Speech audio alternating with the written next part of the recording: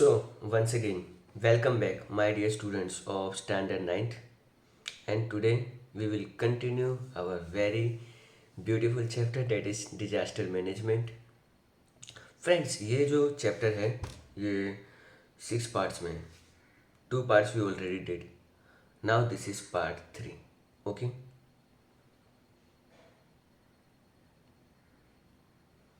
By looking this picture you got an idea कि आज हम लोग ड्रॉट के बारे में बात करेंगे. Drought it's such a condition जहाँ पर बरसात नहीं होती है, ज़मीन से पानी ख़त्म हो जाता है, ज़मीन में इस तरह से क्रैक पड़ने लग जाते हैं एंड वेजिटेशन को बहुत सफ़र करना पड़ता है.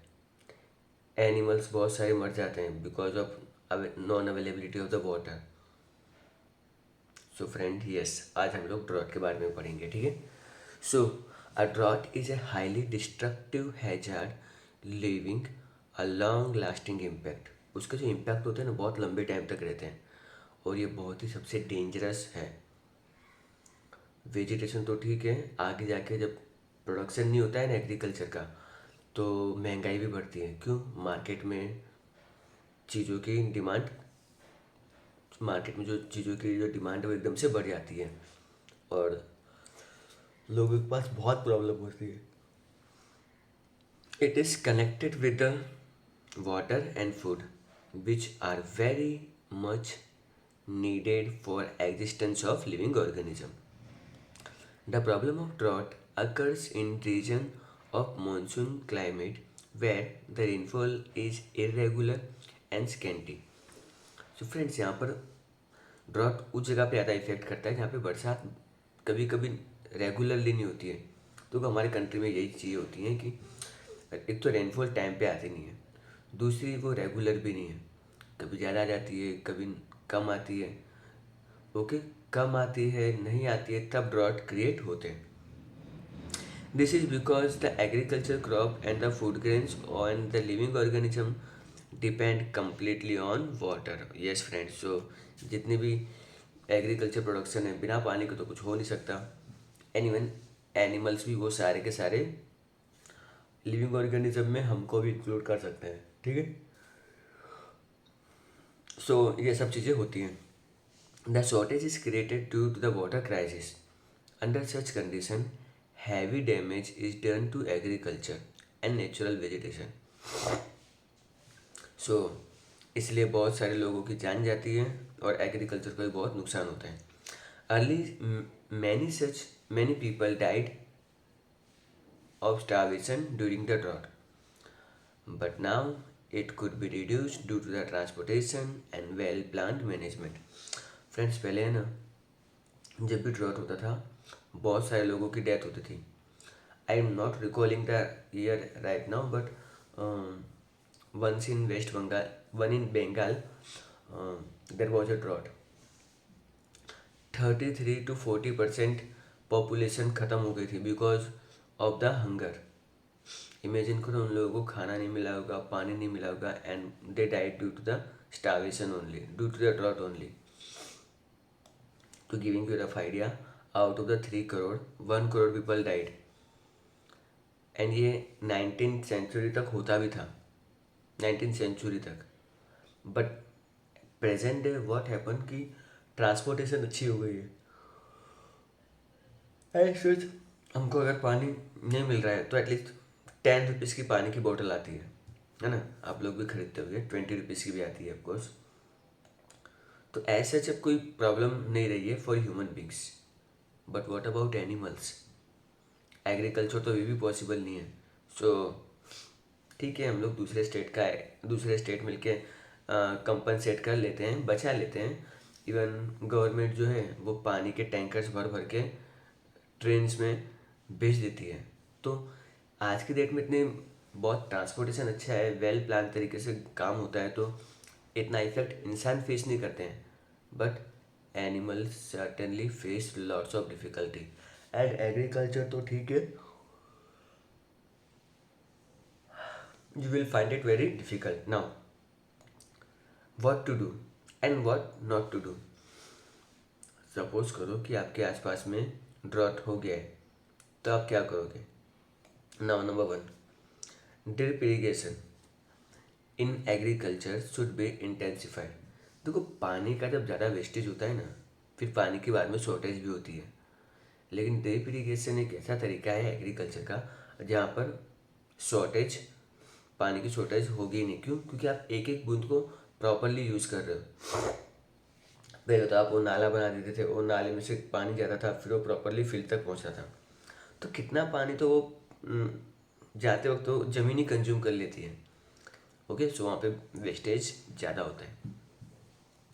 Food rationing and use of water should be planned after estimating their availability. हमको खाना और पानी उतना ही इस्तेमाल करना चाहिए जितनी उसकी ज़रूरत हो। ओके, सो ताकि पानी का वेस्टेज ना हो एंड खाने का भी वेस्टेज ना हो। मैंने देखा है शादी में लोग बहुत सारी थाली भर भर के खाना खाते हैं। उनको खाने बस दो तीन आइटम ही होती हैं, लेकिन फिर बहुत सारा वो खाना डस्टबिन में डाल देते हैं। सो अगर आप आज तक ऐसा करते थे तो please don't do it in future. Okay, इतना ही खाना लो जितना आपको पता है खा सकते हो। चलो आगे बढ़ते हैं। Third point, arrangement should be made for fair price distribution and food grains to relief work. ठीक है, गवर्नमेंट ने राशन की शॉप्स खोली हुई है ना, ताकि लोगों को कम प्राइस में मिल जाए, स्पेशली गरीबों के लिए। एंड ऐसी अरेंजमेंट लोग के लिए ड्रिप इरीगेशन के टाइम पे भी हो सकती है। Now last point, construction activity should be stopped except for the inevitable work. घर के आसपास, मान लो आपके घर के आसपास से कोई फ्लाईओवर बन रहा है, जहाँ से मतलब वो लोग पहले पिलर खड़े करेंगे, पिलर के ऊपर फिर वो स्लैब बनाएंगे। अब आपको भी पता है, मुझे भी पता है, जब भी कंस्ट्रक्शन एक्टिविटी होती है ना, it require lot of money, बहुत ज़्यादा पैसे की ज़रूरत होती है। एंड वो जो पैसा है आपको पिलर के टाइम पे चाहिए। इवन जो पिलर खड़ा होता है तो उसको भी हम लोग 10-15 दिन तक पानी देते हैं, तो उसमें ज़्यादा पानी वेस्ट होता है। तो उन एक्टिविटी को हम लोग कुछ टाइम तक, जब तक सिचुएशन नॉर्मल नहीं हो जाती है, तो जब तक हम लोग उस ऐसे कामों को रोक सकते हैं। इवन बेस्ट एग्जांपल है महाराष्ट्र स्टेट। महाराष्ट्र स्टेट में जब ड्रॉट हुआ था ना, they cancel their few of the IPL match, okay, to save the water. Exactly what happen, अगर आप एक आईपीएल का मैच कंडक्ट करते हो, सो आपको ग्राउंड मेंटेन करने के लिए बहुत सारा पानी चाहिए। ऑफ कोर्स एग्री करते हैं। एंड इसके अलावा जो पब्लिक आती है तो उसके लिए भी बहुत सारा lakhs of litre of water की हमको रिक्वायरमेंट होने वाली है। तो to stop all such kind of activity, they had shifted the IPL match to some other state, जहाँ पे मतलब सिचुएशन इतनी ज़्यादा वर्स्ट नहीं है। And they did it also. ठीक है, चलो आगे बढ़ते हैं। अब हम लोग बात करेंगे व्हाट नॉट टू डू। सो जब ड्रॉट होता है आपके यहाँ पर, तो आपको क्या क्या नहीं करना है। So here we go. To prevent the food wastage, do not hold large scale dinner parties. ठीक है, लोग ऐसे ही पार्टी देते रहते हैं और अनलिमिटेड खाना बनवाते हैं और बहुत सारा वेस्ट भी करते हैं। तो अगर आपके यहाँ पर ड्राउट की प्रॉब्लम है तो आप ये बड़ी बड़ी पार्टीज अवॉइड ही करो। ठीक है, आगे बढ़ते हैं। Citizen should not be horde food grains for and fodder. कुछ लोग इस टाइम पे क्या करते हैं, अपने पास चीज़ें जमा कर लेते हैं। सपोज मेरे पास एक डेटा है कि पोटैटोज़ की अभी मार्केट में बहुत डिमांड आने वाली है। And you know what happen कि लोग पोटैटो को मीन्स अभी नॉर्मली 30 रुपीज़ पर किलो मिल रहा है, but it might be possible in future ये शायद 50 रुपीज़ का भी हो जाए। बट आई डिड, मैंने मार्केट से सारे पोटैटो परचेज कर लेता हूँ और अपने अपने अपने सीक्रेट जगह पे छुपा लेता हूँ, इससे जो जल्दी ख़राब नहीं होते। तो जब 3 दिन बाद मार्केट में जब बहुत ज़्यादा शॉर्टेज हो गई ना, तो उसके प्राइस 100 रुपीज़ हो गए। तब मैंने उसको फटाफट सेल कर दिया। 30 में परचेज़ किया, 100 में सेल किया, है ना। मैं जब तक उसके अपने पास रखता हूँ जब तक वो ना जब तक वो महंगा ना हो जाए। तो इस टाइप की एक्टिविटी भी लोग करते हैं। लोग अपना फूड ग्रेन्स तो छुपाते ही हैं, प्लस घास चारा एनिमल्स को बचाने के लिए वो भी जाते हैं, क्योंकि उस टाइम पे वो चीज़ें कहीं पे मिलती नहीं है, बाहर स्टेट से मंगवानी पड़ती है। एंड नॉर्मली महंगाई तो होती है, बट ये सब चीज़ें जो कोई कर रहा है तो गवर्नमेंट को उसको स्ट्रिक्टली पनिश करना चाहिए। ओके, सो ड्रॉट, फॉरेस्ट भी ख़त्म हो जाते हैं कई बार, एंड फॉरगेट ये कोई रिवर ही रही होगी। एनी हाउ चलो, अब फॉरेस्ट की बात कर रहे हैं तो फॉरेस्ट फायर के बारे में बात कर लेते हैं, ठीक है। Just I have to share a few pictures with you. See, नीचे की साइड आप देख रहे हो तो एक बहुत ही अच्छा सा हरा भरा घना जंगल था, बट व्हाट हैपन, वहाँ पर आग लग जाती है एंड ये पूरा जंगल जल जाता है। You can see on my face there is a redness, okay, गुस्सा आ रहा है। अब थोड़ा शांत हो गया हूँ ना। It is due to the reflection of that forest fire slide. Friends, जंगल में जब आग लगती है ना, तो ये अच्छी बात नहीं है। रीज़न, उसके इम्पैक्ट बहुत ख़राब होते हैं। कितने ख़राब होते हैं, let us see. A forest fire is a fire which occur in forest and create devastation. तो फॉरेस्ट फायर पहले फॉरेस्ट में होती है, जहाँ पे आग लगती है, और उसके इम्पैक्ट बहुत ख़राब होते हैं। Except for lighting, all other reason for a forest fire are man induced। कई बार आपने मूवीज में देखा होगा कि बिजली गिरती है, आग लग जाती है। हाँ फ्रेंड्स, ऐसा होता है। तो जंगल में कई बार लाइटिंग की वजह से भी आग लगती है, तो वो तो हम लोग समझते हैं नेचुरल रीज़न है, बट ज़्यादातर रीज़न मैन इंड्यूस होते हैं, इंसान की वजह से आग लगती है। आप बोलोगे सर इंसान कैसे आग लगाते हैं, now listen. Among them throwing burnt butts of cigarette, bidis, mastic, okay. तो लोग बीड़ी पीते हैं यूँ और फेंक देते हैं, लोग सिगरेट पीते हैं फेंक देते हैं, प्रॉपरली उसको मतलब बुझाए बिना। आई यूज टू रिमेंबर कि जो पुरानी पुरानी मूवीज आ रही थी ना, something like black and white, जब नई नई कलर वाली हुई थी 70s 80s के टाइम की, वहाँ पे जो विलन होते थे ना, तो वो पहनते थे बहुत अच्छे से शूज़, सिगरेट पीते थे और सिगरेट को फेंक कर नीचे से यूँ मसल देते थे। तो वो मतलब भले विलन है, लेकिन वो उसके अंदर इतने संस्कार है कि जब वो सिगरेट फेंक रहा है तो उसको अच्छे से बुझा दे, ओके। जब वो विलन इतने अच्छे काम कर सकता है, तो आप तो हीरोज हो, ठीक है। वैसे कोई हीरो वीरो नहीं है, सिगरेट पीना ही नहीं चाहिए। एनी हाउ चलो, matchstick, burning things left by the tourist, pilgrim, shepherd etcetera are the major reasons. जो टूरिस्ट लोग घूमने जाते हैं ना, तो वो भी मतलब इधर उधर कुछ ना कुछ ऐसी चीज़ें फेंक देते हैं जो जल्दी आग पकड़ ले। आप लोगों ने बहुत मूवीज़ में भी देखा होगा कि लोग एडवेंचर करने जाते हैं, वहाँ पे कैंप लगाते हैं, टेंट लगाते हैं, फिर वहाँ पे रात को ठंड, एकदम से ठंड लगने लग जाती है, तभी बहुत सारी लकड़ियाँ जलाते हैं, अंताक्षरी खेलते हैं, पता नहीं बहुत सारी फनी गेम्स खेलते हैं, लेकिन फिर उस आग को बुझाते नहीं है। प्रॉपरली इसको बुझाना चाहिए, ओके। तो यही सब रीजन्स है जहाँ पे मतलब जंगलों में आग लगती है। There are more probability of forest fire during the dry season after autumn. At that time, the dry grass of the fallen leaves act as a fuel.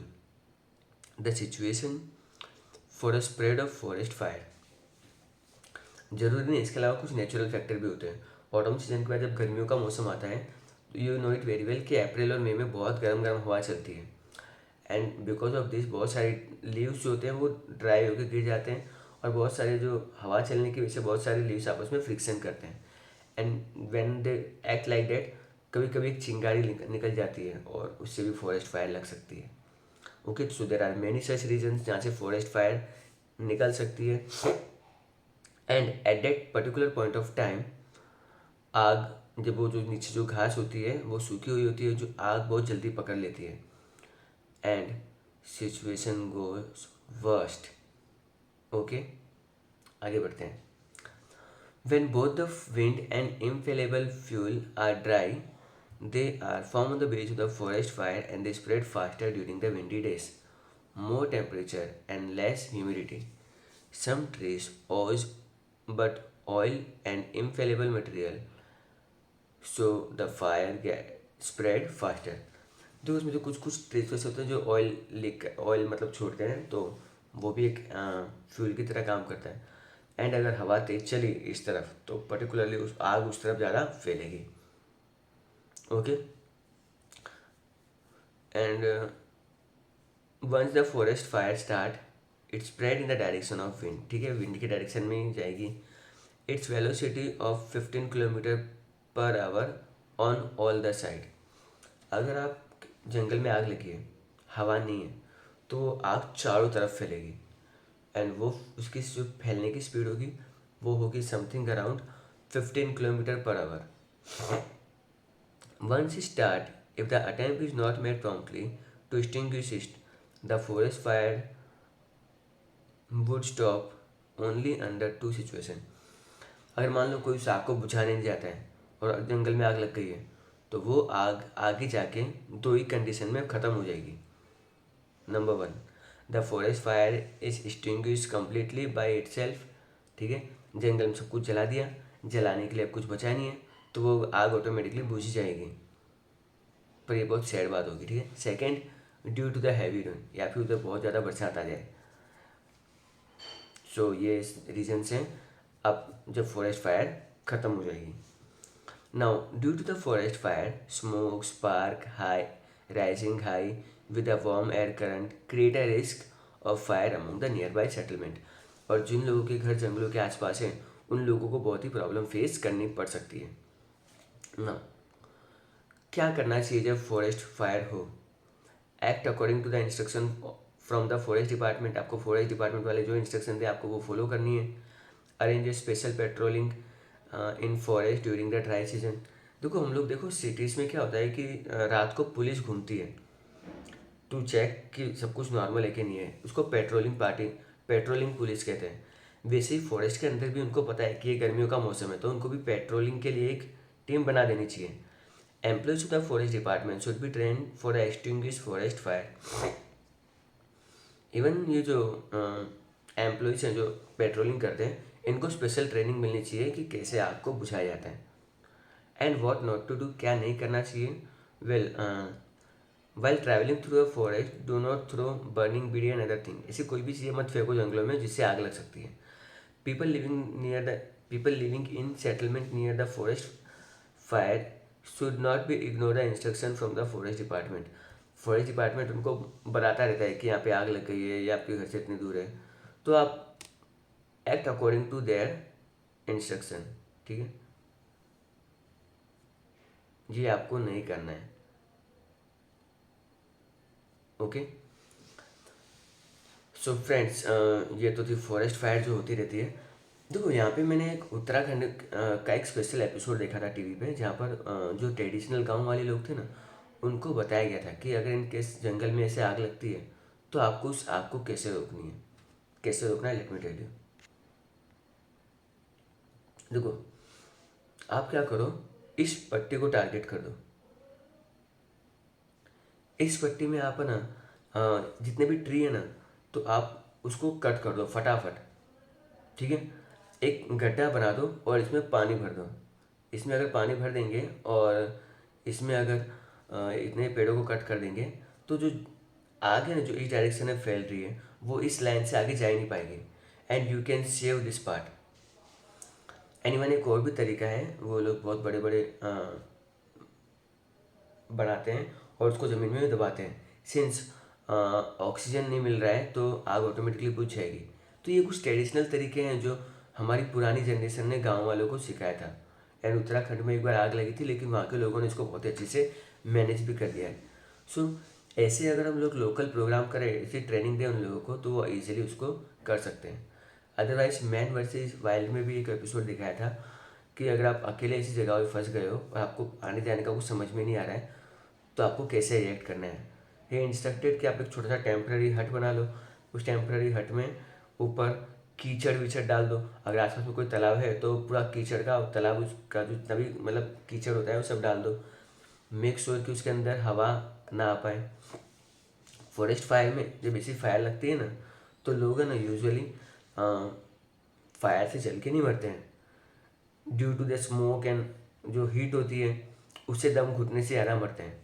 सो वो आप एक हॉल में चले जाओ, वो हॉल में आप रुको थोड़ी देर तक, और आपको श्योरिटी हो जाए और अपने बॉडी पे भी कीचड़ विचड़ लगा लो, क्योंकि आपकी बॉडी भी बहुत ज़्यादा गर्म हो सकती है सो अपनी बॉडी को काम रखना ज़रूरी है। एंड फिर जैसे आग बुझ जाती है, you think get to the normal. Okay, 3 parts हमको लगे नेचुरल डिजास्टर समझने में। अब जो बाकी के आने वाले 3 पार्ट्स हैं उसमें हम लोग मैन मेड यानी मैन इंड्यूस्ड डिजास्टर पढ़ेंगे। Okay friends, so with this note I am taking your leave. So thanks for listening me and as always bye everyone.